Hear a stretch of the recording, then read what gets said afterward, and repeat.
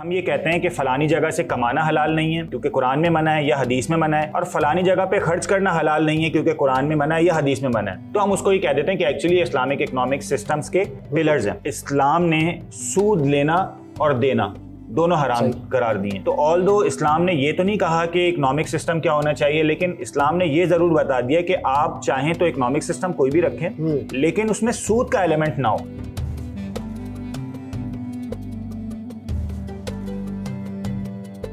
बिस्मिल्लाहिर्रहमानिर्रहीम। लाखों करोड़ों दुरूद व सलाम आप सल्लल्लाहु अलैहि वसल्लम और उनकी आल पर।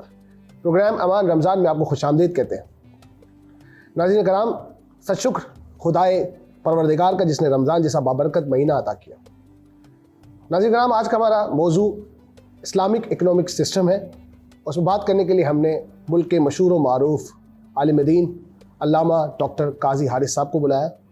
आए उनसे इस मौजू पर बात करते हैं। अस्सलाम वालेकुम, सबसे पहले आपको खुशामदीद कहते हैं। वालेकुम अस्सलाम, बहुत शुक्रिया। हज़रत ये बताएं कि हमारे नाज़रीन के लिए आसानी करके बता दें कि इकोनॉमिक सिस्टम वैसे होता क्या है।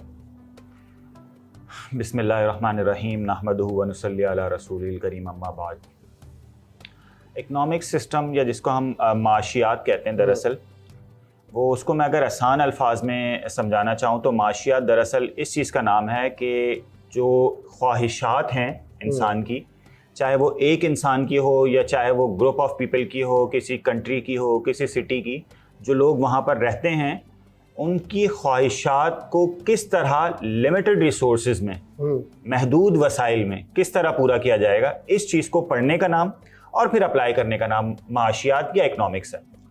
तो अगर हम किसी छोटे ग्रुप को पढ़ रहे हैं तो वो माइक्रो इकनॉमिक्स है, अगर बड़े लेवल पे जाते हैं तो मैक्रो इकनॉमिक्स है। और इकनॉमिक्स की मौजूदा ज़माने में इम्पोर्टेंस इसलिए बहुत ज़्यादा है क्योंकि इस वक्त पूरी दुनिया में इकनॉमिक्स एक एक्चुअली इमर्जिंग साइंस तो है ही है, लेकिन आप किसी भी कौम के या किसी भी कंट्री की वर्थ उसकी इकनॉमिक्स से पहचानते हैं कि वो इकोनॉमी किस जगह खड़ी हुई है। सही। अगर वो एक जाइंट इकोनॉमी है तो दुनिया उससे अच्छी तरह आके मिलेगी भी, दुनिया उससे ताल्लुकात इस्तेवार करने की कोशिश भी करेगी।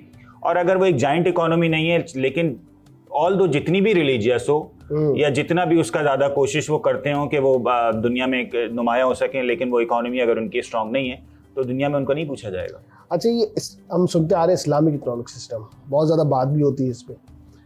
अच्छा, कुछ लोग कहते हैं कि इस्लाम में कोई इकोनॉमिक सिस्टम है ही नहीं, मतलब कोई मुरत्तब करदा इकोनॉमिक सिस्टम नहीं है, कोई रिटर्न उसूल हो, उसके ज़वाबित हो। तो इसके बारे में आप क्या कहेंगे, क्या वाकई ऐसा एतराज़ दुरुस्त है ये या इस्लामिक इकोनॉमिक सिस्टम जो है वो एग्जिस्ट करता है? देखें, इकोनॉमिक सिस्टम्स ना एक्चुअली जो इस वक्त दुनिया में बड़े इकोनॉमिक सिस्टम्स जो हम देख रहे हैं वो दो ही हैं, या तो कैपिटलिज्म है या सोशलिज्म है। कैपिटलिज्म की अगर मैं उसको मैं डिफाइन करना चाहूँ, उसकी मैं तारीफ़ करना चाहूँ तो कैपिटलिज्म में ये होता है कि गवर्नमेंट इंटरफेयर नहीं करती, मार्केट फ्री होती है, लोग जिस तरह चाहें बिजनेस करें, गवर्नमेंट की किसी किस्म की कोई रुकावट उनकी तरफ से नहीं होती। इसी तरह अगर सोशलिज्म को हम डिफाइन करना चाहें तो सोशलिज्म बिल्कुल 180 डिग्री पे इसके खिलाफ है कि सोशलिज्म में सारा जो है वो कंट्रोल गवर्नमेंट की तरफ से होता है। हुकूमत बताती है कि क्या बेचना है, किस प्राइस पर बेचना है। इवन जो लोग बिजनेस कर रहे होते हैं वो खुद उसको ओन नहीं कर रहे होते, गवर्नमेंट उसको ओन कर रही होती, लोग एज एन एम्प्लॉय काम कर रहे होते हैं। तीसरी चीज़ जो बड़ी इंपॉर्टेंट है वो है इस्लामिक इकोनॉमिक सिस्टम। इस्लाम ने दरअसल कोई हार्ड एंड फास्ट रूल तो नहीं दिए हैं इकोनॉमिक सिस्टम के कि जिसको हम ये कहें कि लॉ ऑफ डिमांड कुरान में है या लॉ ऑफ सप्लाई हदीस में हो, इस तरह तो नहीं इस्लाम ने गाइड किया। हाँ, इस्लाम ने जिस तरह हमें हर एस्पेक्ट में लाइफ के गाइड किया है, ज़िंदगी में हर एस्पेक्ट में गाइड किया है कि लोगों के साथ किस तरह मामलात रखने हैं, इबादत किस तरह रखनी है, अल्लाह के हुकूक किस तरह पूरे करने हैं, इसी तरह अल्लाह ताला ने और होली प्रॉफिट सल्लल्लाहु ताला अलैहि वसल्लम ने हमें ये गाइडेंस दी है, हमें बताया है कि दरअसल मईशत या माशियात किस तरह आपको चलानी है।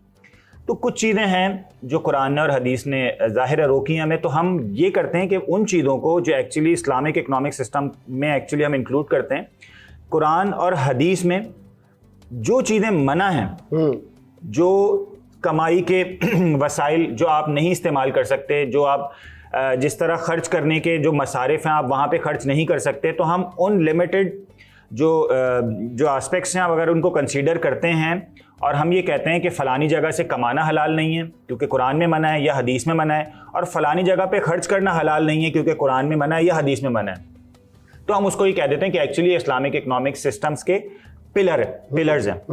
अब जैसे मिसाल ले लेते हैं कि इस्लाम ने सूद लेना और देना दोनों हराम करार दिए।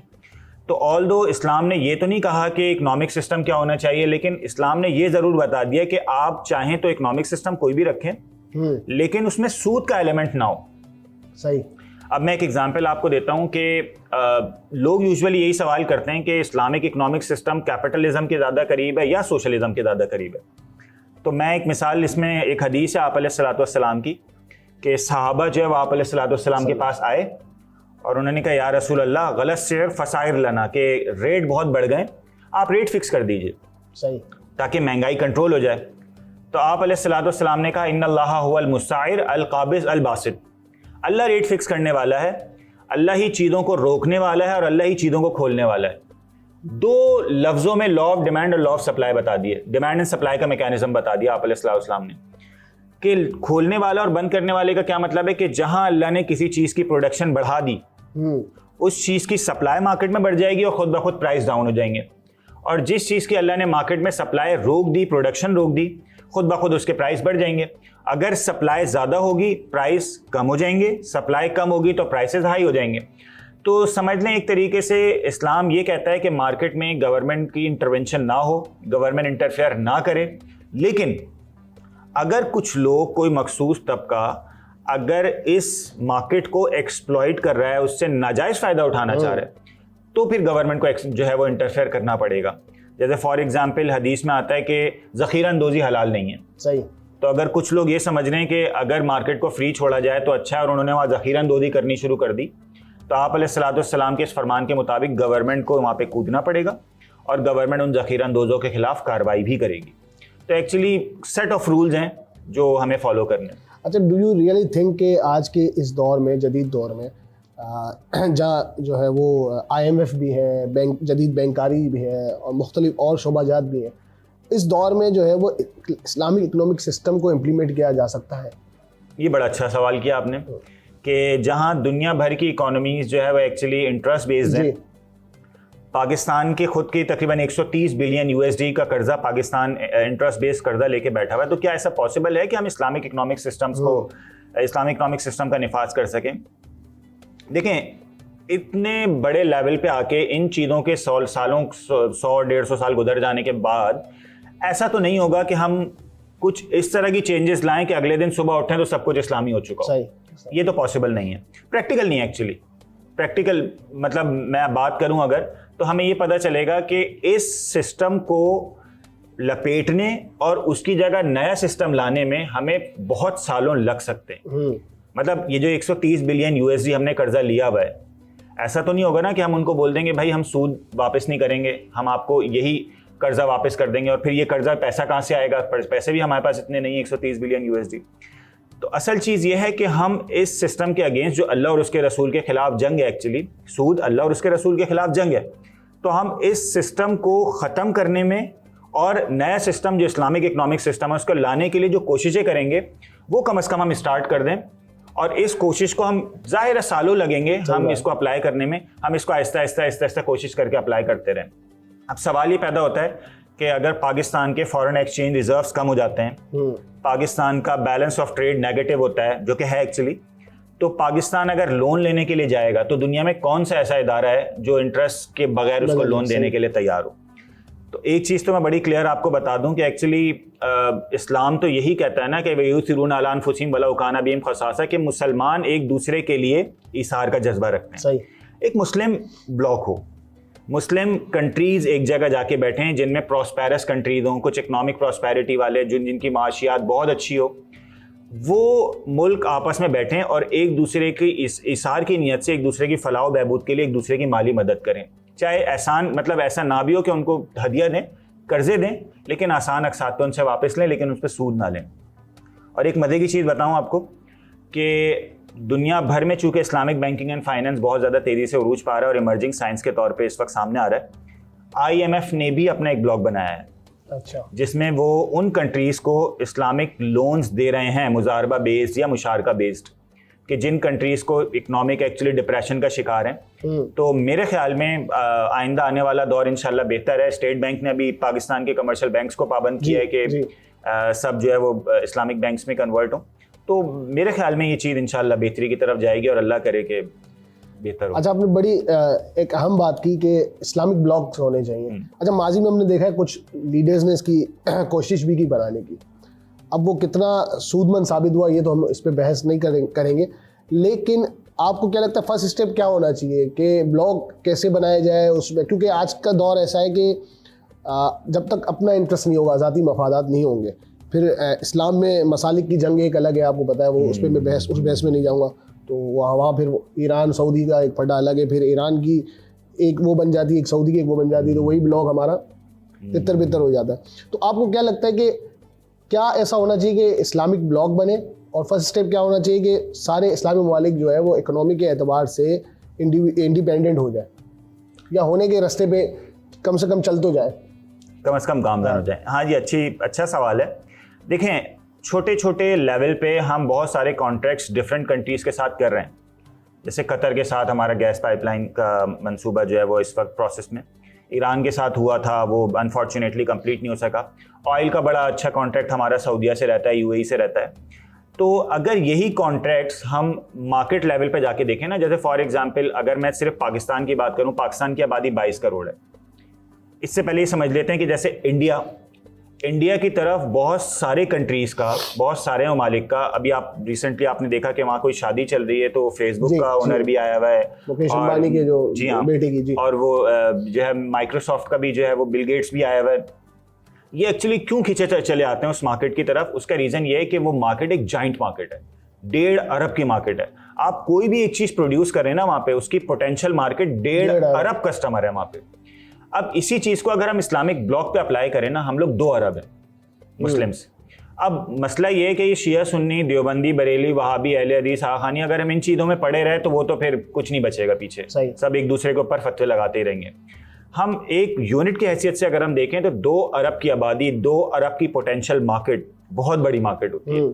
अगर हम इसी मार्केट के पर्सपेक्टिव से एक दूसरे के साथ जो है हम जो है वो एक दूसरे के साथ ताल्लुकात इस्तेवार करें, मज़े की बात यह है कि हम जोग्राफिकली भी एक दूसरे के साथ कनेक्टेड हैं।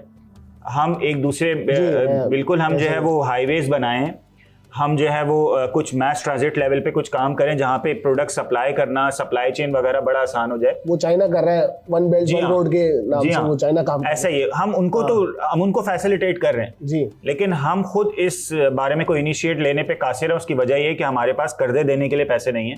हम इतने बड़े लेवल पे काम कैसे कर सकते हैं? लेकिन वो कंट्रीज जिनके लिए इस मार्केट में चार्म है, कम से कम हम उनको तो कायल कर सकते हैं इस चीज़ के लिए, हम उनसे तो मुज़ाकरात कर सकते हैं कि वो आएँ और मार्केट्स में हमारी, और चल भी रहा है। मैं आपको भी मज़े की चीज़ बताऊं कि अभी पाकिस्तान का सऊदी और यूएई से कॉन्ट्रैक्ट हुआ है अराउंड कोई 25 बिलियन यूएसडी का, और ये इस तरह के कॉन्ट्रैक्ट्स होते भी रहे हैं, माजी में भी हुए हैं। बस ये है कि इसका मेरे ख्याल में इसका हजम थोड़ा बढ़ाना चाहिए। उसके लिए आपको अपनी मार्केट में चार्म क्रिएट करना पड़ेगा, थोड़ा पोटेंशियल दिखाना पड़ेगा, जो कि एक्चुअली है पाकिस्तान की इकोनॉमी में। बार बार मैं ये कहता हूँ, पाकिस्तान की इकोनॉमी हाई पोटेंशियल इकोनॉमी है, ये छोटी मोटी इकोनॉमी नहीं है। 350 बिलियन यूएसडी सिर्फ डॉक्यूमेंटेड इकोनॉमी है, अनडॉक्यूमेंटेड अलग है, बहुत जाइंट इकोनॉमी है पाकिस्तान की। आपने बड़ी खूबसूरत बात की, और ये आपने एक नया मेरे नज़दीक जाविया भी दिया कि हम 2 अरब के करीब जो है वो कस्टमर्स हैं। अगर इस जाविये से हम चीज़ों को देखें तो ये मुस्लिम उम्मा के जो लीडर्स हैं वो इस तरफ क्यों नहीं जाते हैं? आपके नज़दीक क्या वजह हो सकती है? यानी अगर हम कोल्ड ड्रिंक भी दें तो हम बाहर की कोल्ड ड्रिंक ले रहे होते हैं, पेप्सी नाम ले लेते हैं, पेप्सी हो गया, कोका कोला हो गया। अगर हम अपना ही एक प्रोडक्ट बनाए और उसको सिर्फ अपने ही ममालिक में चलाएं, इस्लामी ममालिक में, तो हम कितने जाइंट हो सकते हैं? सिर्फ ये तो एक कोल्ड ड्रिंक की एग्जाम्पल दे रहा हूँ मैं, इस तरह के हज़ारों लाखों प्रोडक्ट्स हैं। ऐसा ही है, लेकिन मसला ये है कि एक तो ये कि प्रॉब्लम ये है, आप खुलकर बात कर सकते हैं अच्छा, एक तो प्रॉब्लम ये है कि हम में से ना बहुत से लोग, मुसलमानों में ख़ास तौर पे, मुस्लिम कंट्रीज में बहुत से लोग ऐसे हैं जो नफ्सियाती तौर पे ना किसी मखसूस तबके को, चाहे वो मगरिबी ममालिक हो या कुछ भी, उनको फॉलो करने में अपने आप को जो है ना वो रोशन ख्याल या वो इस तरह कंसीडर करते हैं। एक तो ये प्रॉब्लम है कि मतलब फॉर एग्जांपल लोकल प्रोडक्ट बहुत हाई क्वालिटी की होगी, अगर हम वहाँ जाके वो चीज़ परचेज कर रहे हैं तो हमारी सेटिस्फेक्शन लेवल इतना नहीं होगा जितना हम जो इम्पोर्टेड प्रोडक्ट है, चाहे वो क्वालिटी में उसके आसपास ही हो या कम हो, हम उसको परचेज करके जो सेटिस्फेक्शन लेवल हासिल कर लेंगे। क्यों? क्योंकि वो एक्चुअली वो प्रोडक्ट जो इम्पोर्टेड है उसको परचेज कर लेना हमारी जो है वो कैपेसिटी को, परचेजिंग पावर को शो कर रहा होगा कि हम खाते पीते घराने से ताल्लुक रखते हैं। पहला प्रॉब्लम तो ये है। दूसरा इशू ये है कि माजरत के साथ चूंकि हमारी लोकल मार्केट्स को इतना कभी मतलब एक्सपोजर मिला नहीं, तो हम उस लेवल की प्रोडक्ट्स प्रोड्यूस भी नहीं कर पा रहे। सही, मसला ये भी है। और चूंकि बर्डन नहीं आया उन पे कभी, उनको कभी इस तरह मार्केट में एक्सपोजर नहीं मिला। तीसरी चीज़ ये कि टेक्नोलॉजी में हम लोग माजरत के साथ इतने आगे नहीं हैं। और यही प्रॉब्लम होती है कि जब कोई ऐसी प्रोडक्ट जिसके लिए फॉर एग्जांपल गाड़ियाँ प्रोड्यूस करनी है, अब इसके लिए हमें इंफॉर्मेशन टेक्नोलॉजी में हमें बहुत ज़्यादा आगे जाना पड़ेगा। ऑब्वियसली इसके लिए एक लंबा सफ़र दरकार है। तो वो जब हम उसमें थोड़ा उस दौड़ में हम पीछे हैं, तो हम फिर इस मार्केट में ही पीछे रह जाते हैं। और आजकल तो ये सारी चीज़ें इंफॉर्मेशन टेक्नोलॉजी से बहुत ज़्यादा रिलेटेड हैं। सही। अच्छा, वैसे तो बहुत सारे सवाल मेरे जहन में आ रहे हैं। आपने इंटरेस्ट की बात की कि इंटरेस्ट की वजह से जो है वो कर्जे लेते हैं और फिर इंटरेस्ट की वजह से जो है वो इकोनॉमी हमारी डाउनफॉल हो जाती है। अच्छा, अगर हम देखते हैं कि कर्ज़ों की बात करते हैं वो और सूदी कर्ज़ों की बात करते हैं, तो यूएस पे $1 ट्रिलियन के कर्ज है, चाइना पे $1 ट्रिलियन के कर्ज हैं। इस तरह और जो तरक्की याफ्ता ममालिक हैं उन पे भी जो है वो अरबों खरबों डॉलर्स के कर्जे हैं। हमारा नंबर तो बहुत नीचे आता है, फिर भी उनकी जो है वो इकोनॉमी हम देखते हैं कि वो बूस्ट हो रही है, आगे बढ़ रही है। इसकी क्या वजह है, इसका क्या रीज़न है? ये अच्छा सवाल है। और हम यही सोचते हैं कि भाई जो कुरान हदीस को, जैसे कुरान में तो बड़ा क्लियरली मना है कि भाई इंटरेस्ट अलाउड नहीं है, अल्लाह और उसके रसूल से जंग है। तो वो लोग अल्लाह और उसके रसूल से जंग कर रहे हैं, तो उनकी मईशत कैसे इतनी स्ट्रांग है? देखें, एक चीज़ तो ये समझ लें कि जो कुरान और हदीस की गाइडेंस है ना, वो मुस्लिम्स के लिए है। सही है। वो मुस्लिम उसको फॉलो नहीं करेंगे तो कुरान की आयत है, वमन आरदान जिक्री रब्बी फ़इन्न लहू मईशतन ज़नका। अल्लाह ताला कह रहे हैं जिसने मेरे जिक्र से मुंह फेरा उसकी हयात तंग है, उसकी मईशत तंग है। तो इसका मतलब तो ये कि ये कुरान चूंकि मुसलमानों के लिए उतरा है, तो मुसलमान अगर सूद लेगा या देगा तो अल्लाह की फिटकार उसके ऊपर आएगी। लेकिन यही चीज़ अगर कोई ऐसी अक़वाम कर रही हैं जिनका शायद वो इस्लाम को फॉलो नहीं कर रही, उनके लिए कुरान की आयत नहीं है। उनके लिए तो अल्लाह ताला ने कुरान में सूरह तारिक में कह दिया अमहिलहुम रुवैदा, तो उनको छूट भी मिल सकती है। पहली चीज़ तो ये है। दूसरी चीज़ ये है कि हम एक बहुत बड़ा एलिमेंट इग्नोर करते हैं, वो अपनी कोशिश का करते हैं कि हमारी कोशिश क्यों नहीं है कि हम उन कुरानिक प्रिंसिपल्स को और अहादीस के प्रिंसिपल्स को फॉलो करें जो हमें होली प्रॉफिट और अल्लाह ताला ने बता दिया सल्लल्लाहु ताला अलैहि वसल्लम, और उसके बाद फिर कोशिश करें कि हमारी मईशत भी दुनिया के सामने एक एग्जाम्पलरी हो कि भाई हमने इस्लामिक रूल, इस्लामिक लॉज को फॉलो किया और हम देखें इकोनॉमी में कहाँ खड़े हुए। अभी हमारा मसला क्या है, हम दुनिया को बताते हैं कि भाई सूद लेना हराम है, सूद नहीं लेना चाहिए। दुनिया कहती है कि आपने नहीं लेके क्या कर लिया, आपकी मईशत कौन सी कोई बूस्ट हो गई अगर आप नहीं लें। अब दुनिया में कुछ ऐसे कंट्रीज जिनको आप कहते हैं कि सही है इस्लामिक कंट्रीज हैं, तो आप उनकी जब ग्लोबल इकोनॉमी में उनका शेयर देखते हैं तो आपको पता चलता है कोई शेयर नहीं उनका ग्लोबल इकोनॉमी में, कोई बहुत प्रॉस्पेरस कंट्रीज नहीं है।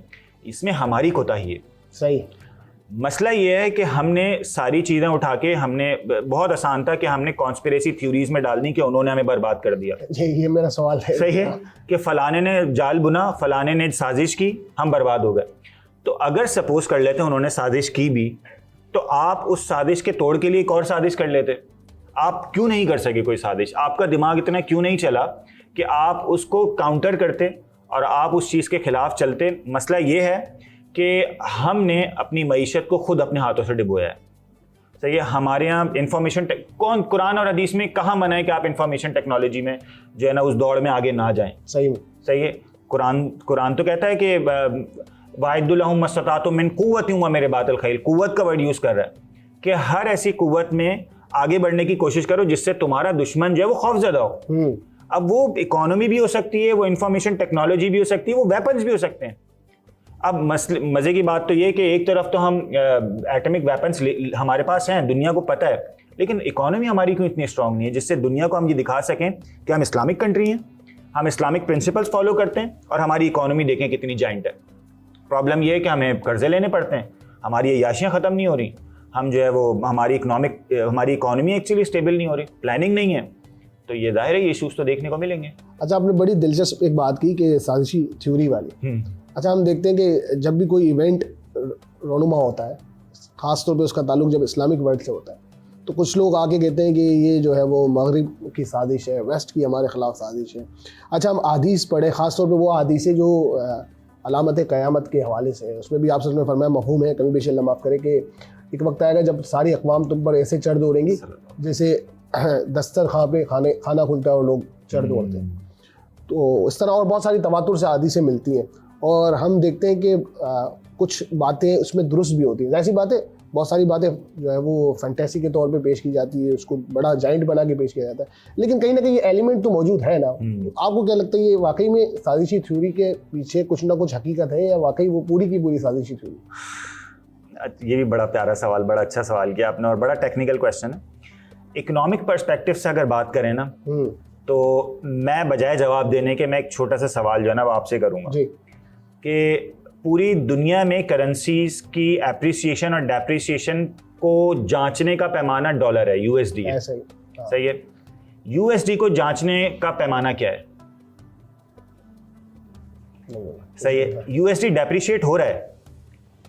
2008 का रिसेशन आया जी, यूएस सबसे ज्यादा उससे मुतासिर हुआ, ऑस्ट्रेलिया भी हुआ, लेकिन यूएस बहुत ज्यादा मुतासिर हुआ, फिर रिसेशन की तरफ बात जा रही है। 2008 के रिसेशन में एहसन भाई मैं आपको बताऊं कि यूएस ने 800 बिलियन डॉलर मार्केट में इंजेक्ट किया है। 800 बिलियन डॉलर एफईडी ने वहां इंजेक्ट किया मार्केट में। पाकिस्तान की टोटल जीडीपी 346 बिलियन यूएसडी है, यानी पाकिस्तान की जीडीपी से डबल उन्होंने सिर्फ एक आफत से निपटने के लिए अपनी मार्केट में इंजेक्ट कर दिया। यही अगर इस तरह के रिजर्व्स हमारे पास हों और हम मार्केट में इंजेक्ट कर रहे हों तो हमारी इकॉनमी बहुत ज़्यादा बूस्ट कर सकती है। तो मैं ये कहूँगा कि हाँ, उनका भी कुछ हाथ है ऑब्वियसली, क्योंकि पूरी दुनिया इस वक्त यूएसडी के आगे पीछे घूम रही है। यूएसडी की सप्लाई किस तरह और ये फेथ पे छप रहा है, एक लंबी स्टोरी है उसके पीछे भी, लेकिन सारा इन कॉन्स्पिरेसी थ्योरीज पे डाल देना ये ज्यादती है। सही, थोड़ा हमारा भी मसला है, हम भी थोड़ा सा ज़रा इसका मुहासबा करें कि हम कहाँ खड़े हैं और हमने इसके लिए कितना कोशिश की है इसको काउंटर करने के लिए। बस जाते जाते आप क्या मैसेज देंगे मुल्क के लिए, कौम के लिए, यूथ के लिए, कोई मैसेज देना चाहें? मैं एक्चुअली यही मैसेज बस दूंगा कि हर चीज़ को ना, जैसे वो हदीस है आप अलैहिस्सलाम की, मैंने कहीं पढ़ी थी, आप अलैहिस्सलाम ने इरशाद फरमाया कि इसराफ से बचो अगरचे बहती नहर पर हो। यानी अगर आप वुजू कर रहे हैं और आप बहती नहर पर बैठ के वुजू कर रहे हैं तब भी इसराफ से बचें। ऑल्दो पानी बहता हुआ जा रहा है, आप वुजू कर रहे हैं, पानी बह के दोबारा वापस उस नहर में जा रहा है।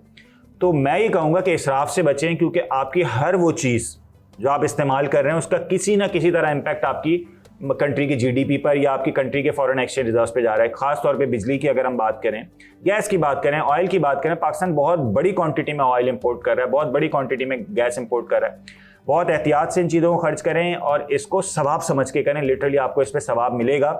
उसका रीज़न ये है कि इन्हीं चीज़ों के ज़्यादा इस्तेमाल से बर्डन आता है हमारे फॉरेन एक्सचेंज रिजर्व्स पे, जिसको पूरा करने के लिए हम लोन लेते हैं इंटरेस्ट पे और फिर हम लोन पे करते हैं और हम गुनाहगार होते हैं। तो उसमें आपका भी किसी ना किसी का दर हिस्सा शामिल हो जाता है। बहुत शुक्रिया, बहुत खूबसूरत आपने मैसेज दिया। अल्लाह ताला खुश रखे आपको। बहुत शुक्रिया हसन भाई, जज़ाकल्लाह। नाज़रीन कराम, आप सल्लल्लाहु अलैहि वसल्लम की हदीस से मफ़हूम है, दाना है वो शख्स, यानी कि अक्लमंद है वो शख्स जो अपने अहद को जानता हो। जैसे कि अल्लामा साहब ने फरमाया कि आज का दौर जदीद दौर है, टेक्नोलॉजी का दौर है और मुसलमान उस पर पीछे हैं बदकिस्मती से। इसी वजह से हम सब चीज़ में पीछे हैं। आप अपनी राय का इजहार करें। अगले प्रोग्राम तक के लिए इजाज़त दें। अल्लाह हाफ़िज़।